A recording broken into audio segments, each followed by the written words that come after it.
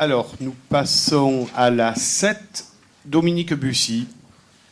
Bon, la 7, c'est une demande d'attribution d'une participation financière de la communauté du Pays d'Aix au titre du débroussaillement des équipements communaux, saison 2014-2015. Cette demande est faite tous les ans. On a une aide de la CPA de 15 000 € maximum. C'est ce qu'on demande. Question, explication. Qui est pour? Qui est contre? Qui s'abstient? Adopté. Alors, la 8, c'est M. Pateau qui va la rapporter. Oui, c'est le marché de travaux de requalification de l'avenue François Mitterrand. Donc, il s'agit de requalifier cette voie. Donc, ces travaux sont prévus sur un linéaire de 1100 mètres entre la caserne des pompiers, le rond-point, et la rue Jean-Écart. La commission d'appel d'offres adaptée s'est réunie le 17 novembre et a attribué les marchés pour le lot 1 à la société Eurovia, c'est-à-dire les voiries, les murs de soutènement, le revêtement de sol, les espaces verts et le mobilier urbain. Pour le lot 2, les réseaux humides à l'entreprise Bigi et le lot 3 pour les réseaux secs à l'entreprise Ineo. Le coût total de cette opération est de 1 770 341,02 €, donc avec 944 528,70 € pour l'entreprise Eurovia, c'est-à-dire la partie voirie, 541 819,12 € pour la partie réseau humide à l'entreprise Bigi et 283 993,20 € pour l'entreprise Ineo, pour les réseaux secs. Voilà. Le début de ces travaux seront février-mars et s'étaleront sur une durée de 6 à 8 mois. Question, remarque? Oui, Madame Battini. Ma question, c'est est-ce qu'on aura des participations du Conseil général et de la CPA? Oui, bien sûr. Comme pour tout ce genre de travaux, on a eu un fonds de concours de la CPA et nous aurons bien entendu le financement du Conseil général. Nous l'avions voté d'ailleurs précédemment. Très bien. D'autres questions? Bon. Qui est pour? Qui est contre? Qui s'abstient? 3 abstentions. La 9, Dominique Bussy. Non, c'est la fourniture de produits pétroliers raffinés liquides. C'est pour les fameuses fournitures de gasoil sans plomb et fourniture de gasoil domestique pour les chauffages. Donc la délibération autorise donner l'autorisation à monsieur le sénateur maire pour le lot numéro 1, fourniture de gasoil et du sans plomb, à l'entreprise Unifrance, et lot numéro 2, entreprise ELSC Provence. Question. Madame Battini. Moi, ce que je voulais savoir, c'est le seuil minimum et maximum. On est entre 30 et 140 000 €. Est-ce qu'on a baissé les seuils depuis l'année dernière? Oui, on a baissé les seuils. Et en plus, l'entreprise qui a répondu, elle est même pas au milieu, elle est plus basse que le prix, puisque cette année, le gasoil a baissé, heureusement. Ils nous ont fait une remise, je crois que de mémoire, puisque ça a été voté en CAO, en présence des membres de la CAO. Et de mémoire, je crois que c'est une demi-centime. C'est énorme par litre de gasoil. Tu me parles du prix du gasoil, mais je parle du montant dépensé. Bon, ma question est surtout portée parce que je me rappelle qu'on ait voté une délibération concernant la récupération d'huile de friture, je crois, justement pour remplacer le fuel, en quelque sorte, pour faire des économies. Oui, mais d'abord, c'est pas encore fait. Ça, c'est Mme Farbonton qui s'en occupe. Pour le moment, donc on ne récupère toujours pas l'huile, puisqu'il faut contrôler s'ils sont bien normes françaises, etc. C'est ça? Tu me corriges. Et donc il y a ça. Donc la chaudière qui va accepter l'huile de friture n'est pas encore montée. Donc, ce qui fait que pour cette année, je pense qu'on espère vers la fin de l'année, de l'avoir l'année 2015, je m'entends. Donc pour cette année, on reste sur la même consommation. Après, tu me poses la consommation par rapport... Ouais, voilà. Après, par rapport au seuil, et ça dépend de la consommation qu'on fait, ça dépend de l'hiver froid qu'on a, etc. Là, cette année, pour le moment, c'est bon pour nous. Après, on verra jusqu'à la fin mars. Voilà. Bien, des questions autres? Donc je mets aux voix qui est pour, qui est contre, qui s'abstient. Ah bon. Alors, la 10. Dans la 10, c'est l'avenant numéro 2 au lot numéro 1B des voiries réseaux divers sur le restaurant scolaire des Amandiers. Donc vous avez le montant de plus-value donc, sur la délibération. Question. Je mets aux voix qui est pour, qui est contre, qui s'abstient. 3 abstentions. La 11. La 11, avenant numéro 1 au lot numéro 9, chauffage, ventilation, plomberie. Vous avez les explications sur les prestations supplémentaires, dont le montant plus-value, le montant moins-value, puisqu'il y a une modification du caisson de compensation qui est beaucoup plus volumineux, donc il y a un avenant à faire à l'entreprise, EITP. Qui est pour, qui est contre, qui s'abstient. 3 abstentions. La 12. Alors la 12, c'est avenant numéro 1, lot numéro 1 aussi, de démolition maçonnerie du centre de supervision urbain.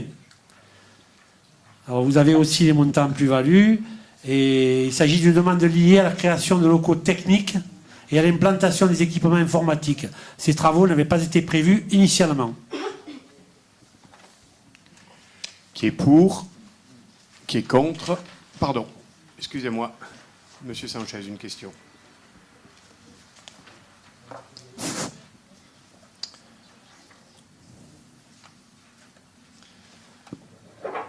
Oui, donc en fait, pour ces travaux de grosses œuvres, enfin, je m'étonne qu'il y ait eu qu'un seul candidat retenu pour ce lot, DM Bâtiment de Martigues. Pourtant, il n'avait pas précisé ses chiffres d'affaires. Et c'est pareil, après, on viendra plus tard à la délib numéro 15. Il y a également un seul candidat pour les meubles de 5 000 €. Là. Mais là, il s'agit quand même de travaux qui sont conséquents, de 106 341 €. Et il n'y a qu'un seul candidat. Donc là, vous avez réussi à négocier 99 305 € au lieu de 114 127 € au départ. Mais par contre, donc il y a un avenant, donc ça fait une augmentation de 7%, et on arrive à 106 365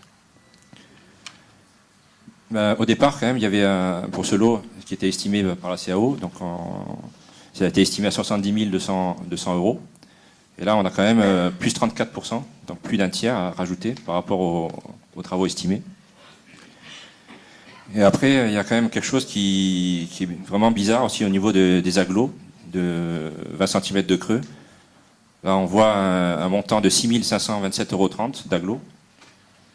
Donc pour un mur en agglo de 20, des agglos de 20 au droit de l'escalier d'accès et la rehausse d'un muret, c'est beaucoup, enfin, c'est énorme. Sachant que, je sais pas, par rapport à Leroy Merlin, à 1,33 € l'unité, on a 5000 agglos. Pour une rehausse et un muret, c'est vraiment, c'est beaucoup, quoi. Avec 8 agglos, on fait 1 mètre carré. Donc 5000 agglos, je fais 625 mètres carrés. Ça fait 4 maisons de plein pied, de 15 par 15 fois 3 mètres de haut. Ou, si vous voulez, 312 mètres de mur de 2 mètres de haut. Donc ça me paraît vraiment bizarre. Il y a la pause aussi, je pense que j'ai oublié de le compter. Hein. Il ne se pose pas tout seul. J'espère, parce que pour ce prix, ça me paraît vraiment bizarre. Quoi. Ben, écoutez, c'est le prix qui était sur la réponse du candidat. Hein. Ensuite, vous dites qu'il n'y en a qu'un, vous faites partie de la CAO, M. Sanchez. Vous étiez présent. Ça appartient au Code des marchés publics. Hein. Nous, on lance, comme vous savez, la publicité. Après, répond les entreprises qui veulent. S'il n'y en a qu'un, il n'y en a qu'un. Et en ce qui concerne le chiffre d'affaires, je vous rappelle qu'il est dit dans le Code des marchés publics qu'on peut lui demander après. Vous l'avez bien précisé, c'est quand vous étiez à la CAO. Donc, on lui a demandé le chiffre d'affaires après, qu'on a eu. Et c'est pour ça qu'il a été retenu. Mais c'est pas parce qu'il y en a qu'un. Il a été retenu parce qu'il y avait tous les documents après qu'on souhaitait avoir. Je suis étonné que pour un tel montant, il y ait que pour un travail de gros œuvre, il n'y ait eu qu'une seule entreprise. Quoi. Voilà, c'est ça. Et je vous avais pris les agglos. Je rappelle quand même qu'il y a une moins-value du arrondi, de 15 000 € par rapport à la plus-value qui est de 22 000. Avec tout ce qui a été rajouté, ça fait que, enfin, si on peut dire que, c'est toujours 7%, je suis d'accord avec vous, mais ça fait que 7 060 € hors taxe. Sur un marché de 100 000 €. Si tu permets, Je reconnais ne pas aller dans le détail comme vous le faites, d'aller voir à Leroy Merlin le prix de l'agglo, mais sans doute est-ce une bonne pratique. J'ai quand même regardé attentivement les choses. L'avenant global concernant le CSU est de 5,6%. Je dis bien global. Quant à l'avenant concernant uniquement ce lot, il est de 7,11%. Ce sont donc véritablement des avenants d'ajustement, comme on les rencontre pratiquement toujours dans n'importe quel travaux. Alors bien sûr, l'idéal de l'idéal serait de ne pas avoir d'avenant, et ça j'en conviens très facilement. Très honnêtement, c'est quasi impossible. C'est quasi impossible. Quant au fait qu'il n'y ait qu'une entreprise qui à un moment donné soumissionne, je vous avoue que voilà, bien beau lorsqu'il y a déjà une entreprise qui soumissionne. Je peux comprendre la remarque, mais je ne vois pas en quoi nous avons une quelconque responsabilité sur le fait qu'une, deux ou X entreprises soumissionnent sur un marché. Voilà la seule réponse que je peux apporter à votre question. Alors, sur cet avenant de la délibération 12, je mets aux voix qui est pour, qui est contre, qui s'abstient, 5 abstentions. La 13. Alors la 13, c'est l'avenant numéro 1, au lot numéro 2, donc cloison intérieure, menuiserie intérieure, faux plafond, soldure, faïence et doublage. Dans cet avenant correspond à une modification de technique de construction d'une cloison principale en fonction des plans d'exécution remis par l'entreprise des travaux. Question ? Oui.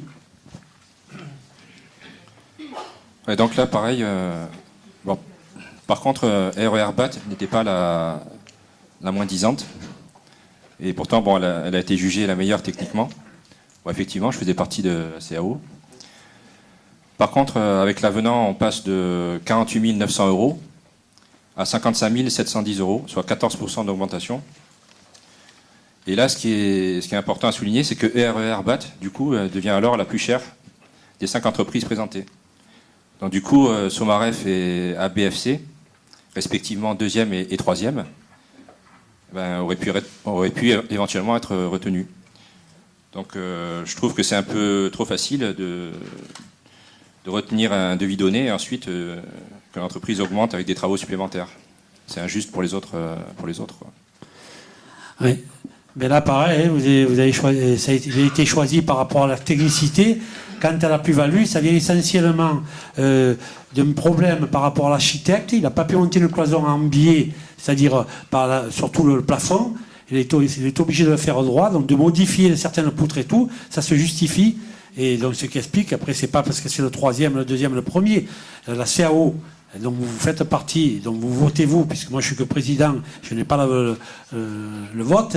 Donc, a choisi, vous dites le moins 10 ans, c'était le moins 10 ans en prix. Je rappelle que quand on parle d'entreprise qui est retenue, on parle ou de moins 10 ans ou de mieux 10 ans dans le code des marchés publics. Et le pourcentage technique qui est défini par le pouvoir adjudicateur, qui est moi-même d'ailleurs, et 40% et 60% le prix, ça veut dire que si le 3e est passé par rapport au premier et que les membres de la CAO, il y en a présents ici ce soir, l'ont voté, c'est que techniquement, il était nettement meilleur que celle qui était plus basse en prix, le 1 et le 2. Ah, ça, je ne contredis pas, mais c'est simplement après, du coup, avec les avenants, ça change. Quoi. Voilà, c'est ça que... Oui, d'accord. Mais les avenants, ils seraient été que vous aurez choisi dans moins de 10 ans, admettons que techniquement ils assuraient, l'avenant aurait été le même, peut-être un peu plus cher, ça on ne sait pas. Voilà, c'était par rapport à ce problème de pente de plafond qu'on a été obligé de rectifier pour pouvoir justement continuer à avancer le CSU. Oui, bon, allez, plus globalement, c'est le vieux débat des marchés publics. On essaie de faire les choses du mieux possible. Il y a cette dualité entre le moins 10 ans et le mieux 10 ans. On sait, et on l'a testé ô combien par le passé, que parfois une entreprise moins chère débouche sur des prestations qui ne sont pas satisfaisantes du tout. D'où l'intérêt d'avoir effectivement une bonne analyse des offres et puis un bon fonctionnement de la commission d'appel d'offres à laquelle vous participez d'ailleurs.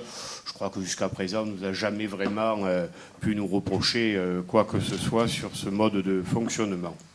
Donc je mets aux voix qui est pour, qui est contre, 3 contre, qui s'abstient, 2 abstentions. La 14. Même chose. La 14, avenant numéro 1, le numéro 3, là, c'est électricité courant fort, courant faible et alarme. Alors sur la 14, il s'agit d'un avenant visant à sécuriser les installations techniques. Ce n'était pas prévu, ça aussi. Ces travaux ont été demandés par le maître d'ouvrage. C'est-à-dire que là, c'est la mairie qui a voulu sécuriser par rapport au système informatique qu'il va y avoir, etc. Remarque?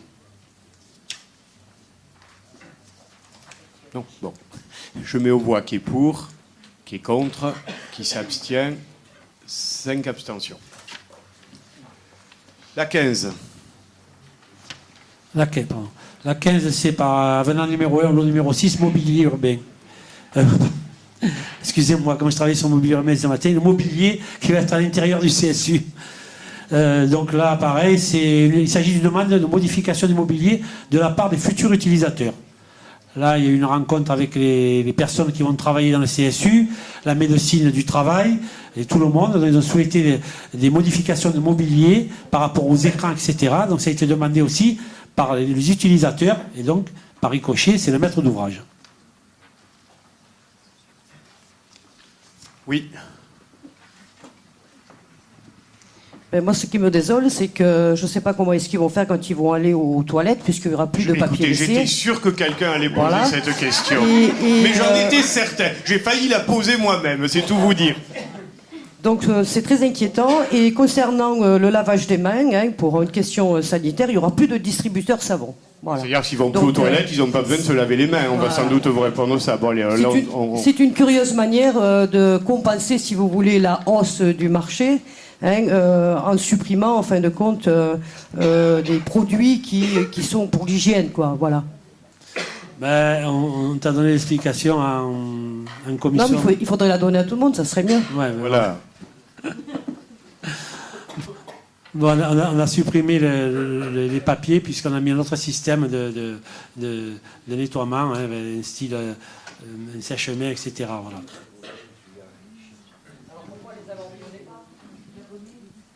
Pourquoi est-ce qu'on les a inclus au départ dans le marché? Puisque maintenant on les supprime, puisqu'on savait qu'on avait déjà un système unique au niveau de la collectivité.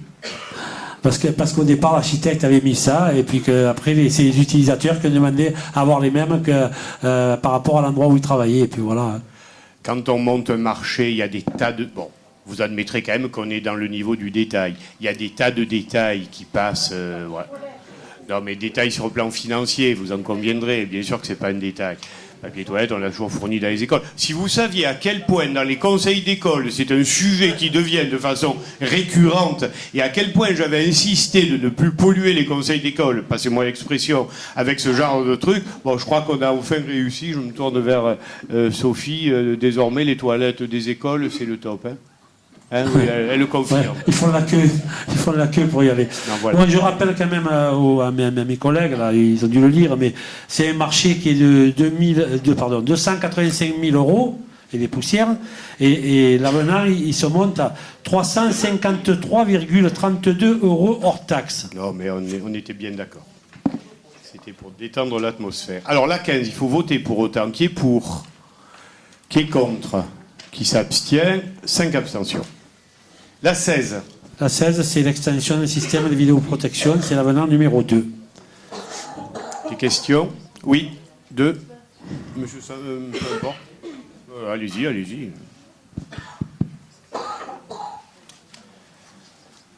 Donc là, la vidéo-verbalisation, à la place des vrais agents de police, à mon avis, c'est pas ce que les Pénois attendent de nous pour assurer leur sécurité. Au passage, c'est pas ce dont il s'agit, hein, vous en êtes bien d'accord. Si vous avez lu, il y a marqué, vous n'avez pas lu la délibération. la refonte de l'installation du système de vidéoprotection des parkings de Tino Rossi, du jeu de boules et plus de nouveaux sites à équiper. Il y a bien marqué le système vidéo de protection. Parce que les parkings de Tino Rossi des jeux de boules ne sont pas sujets à vidéo-verbalisation. Et par ailleurs, continuez, finissez votre objection, mais enfin, on est hors sujet, allez-y. Si c'est hors sujet, c'est bon. J'arrête. Parfait. Merci. Monsieur Amaro? Alors du coup, si on parle des caméras de verbalisation, effectivement, on est hors sujet. Parce que, je peux finir? Merci Nathalie. Concernant les caméras de vidéoprotection qui sont ici sur le parking de Tino Rossi et le jeu de boules, bah justement pour faire le lien avec ce que demandent les Pénois, c'est qu'on n'équipe pas en termes de protection des endroits de la municipalité qui soient où les Pénois sont moins présents. Ce qu'ils veulent, c'est de la vidéoprotection qui les protège réellement, à des endroits bien précis sur la commune des Pennes Mirabeau. Parce que protéger effectivement des parkings et des routes, c'est bien, mais ce que veulent les Pénois, c'est protéger les artères, qu'elles soient commerçantes, où justement les Pénois sont les plus présents. Donc, pour faire le lien avec les deux, c'est ce que demandent les Pénois. Oui pour les parkings, oui pour les routes, parce qu'on a vu le nombre de caméras exploser sur les artères routières, mais quid de la Gavotte, quid des cadeneaux, quid de la Renardière, où vous avez beaucoup de commerçants, où les braquages explosent. Ça, c'est ce que demandent les Pénois. En matière de caméras de vidéoprotection, il y a ce que demandent les gens et puis il y a ce qui est possible de faire. Les règles sont extrêmement précises et la philosophie de départ, c'est justement de permettre une meilleure élucidation des actes, des délits et des forfaits. Donc d'abord les axes, les grands axes de la commune. Ça c'est le premier point. Concernant les parkings de Tino Rossi, du jeu de boules dont il est question dans cette délibération, ce sont quand même des lieux où il y a eu un certain nombre de délits, style en particulier lors de réunions festives, des concerts à Tino Rossi ou des manifestations X ou Y, des voitures qui ont été... On ne vole plus les voitures, pratiquement. Donc c'est plutôt des voitures qui ont été vandalisées. Ah ben ça, je sais de quoi je parle. Bah, le nombre de voitures le nombre de voitures volées ne cesse d'augmenter. Après, je ne sais pas si on vit dans le même pays. Raison de plus. Oui. Mais je veux dire, il n'y a pas eu véritablement une augmentation importante du vol de voitures sur le parking Tino Rossi. De la vandalisation, oui, par contre. Mais de toute façon, dans un cas que vous évoquez, comme dans l'autre sur lequel j'insiste, il y a pertinence, effectivement, sur un parking où il y a plusieurs dizaines de voitures, à protéger. Donc voilà, c'est l'objet de la question. Après, je reviens à ce que vous dites, ce que les Pénois demandent. Encore une fois, nous sommes très vigilants à respecter les règles en la matière. Ce sera la délibération qui a été rajoutée à l'ordre du jour, je le dirai tout à l'heure, mais le 5 décembre, on va inaugurer justement le centre de supervision urbain et sera rappelé par les services de l'État qu'effectivement, on ne met pas des caméras où on veut, et en particulier à certains endroits. C'est vrai que les gens souhaiteraient être protégés eux-mêmes dans leurs biens, et ça je peux le comprendre parfaitement. Quand vous dites les axes, le village est largement couvert. Alors effectivement, ça peut ouvrir à vidéoverbalisation si on choisit cette option. Non, mais c'est une réalité. C'est ce qui est utilisé majoritairement par les caméras, parce qu'il faut le dire, aujourd'hui, ce qu'elles utilisent majoritairement, c'est la verbalisation plutôt que la protection. Et ça, c'est pas ce que veulent les Pénois. Ben non, les Pénois, ils veulent continuer à se comporter de façon anarchique, c'est ça que vous voulez dire ? C'est-à-dire ? C'est-à-dire se garer n'importe où. Ah oui, je sais, j'en connais dans la salle qui se garent juste devant des pizzerias, devant un feu rouge le soir. Donc je peux vous dire que je sais de quoi vous parlez. Ne pointez pas les gens, c'est pas joli. Ah, je pointe pas, je me tourne juste. Ah non, non, non. Non, je veux dire, les axes sont effectivement protégés, les axes commerçants sont effectivement protégés, que ce soit à la Gavotte, sur l'avenue François Mitterrand, ou au Pennes Mirabeau, sur l'avenue Victor Hugo, mais ce sont les mêmes caméras qui peuvent être utilisées pour regarder certains agissements délictueux, comme éventuellement verbaliser des gens qui auraient des comportements inciviques. Ça a d'ailleurs été largement utilisé chez vos amis marseillais. Le problème de Marseille est autre parce qu'effectivement, là, on est dans l'anarchisme total sur Marseille. Ah ben, monsieur, vous alors que sur les Pennes de Mirabeau, moi j'habite là.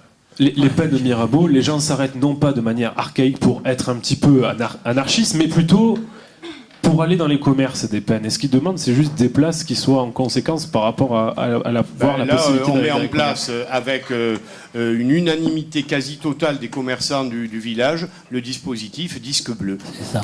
Voilà. Voilà. Quant au dispositif de vidéoverbalisation, s'il est techniquement possible, il n'est pour le moment pas retenu. Ça là dépendra un petit peu de l'évolution des comportements. Et en ce qui concerne la libération, M. Amaro, le parking Tino Rossi, je peux vous dire Moi, j'habite pas loin. Pour vous dire, tous les 2-3 jours, on m'appelle à la maison parce qu'ils font les gymkhana, parce qu'ils font sur une roue, parce qu'ils font les dérapages. Non, mais Et tout ça, les caméras qui vont être mises en place, ils vont pouvoir Je intervenir. me suis mal exprimé, j'y habite depuis des années, je sais ce qui se passe à Tino Rossi. Je C'est n'ai pas pour dit ça, qu'il fallait pas les caméras à vois Tino la Rossi. ménage. C'est Je ce qu'on dis- avait cru comprendre. Je me suis mal exprimé, j'ai dit qu'il les faut à Tino Rossi, mais ce n'est pas les seuls endroits où il les faut. Ah, mais. D'accord, non, mais je Ce préfère n'est pas dire les comme seuls ça. endroits où on les met. 130 caméras pour une ville de 20 000 habitants, de 3360 hectares, croyez-moi, c'est déjà pas mal. C'est déjà pas mal. Voilà, donc il s'agissait bien de délibérer sur l'opportunité de caméras à Tino Rossi et du ça. jeu de boules. Donc qui est pour, qui est contre, qui s'abstient, 3 abstentions.